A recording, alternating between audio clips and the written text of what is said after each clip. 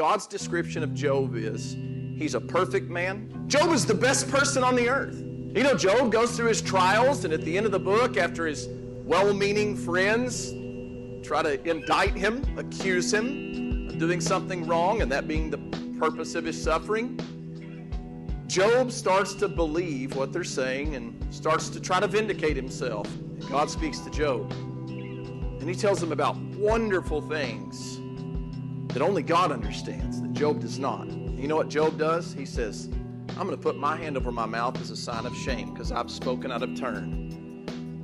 And God says, that's not good enough. So he tells him about other things. Things that are marvelous.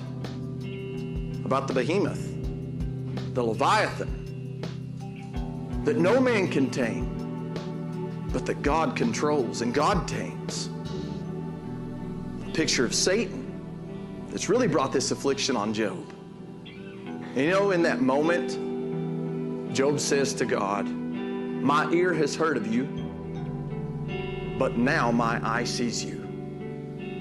Wherefore, I abhor myself and repent in dust and ashes. Because the best person, the most righteous man on the entire face of the earth, when looking in the face of God, here's what he said, I hate who I am and I repent.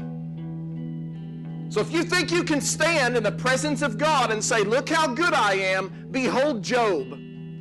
Because if we really saw God face to face, we would hate ourselves.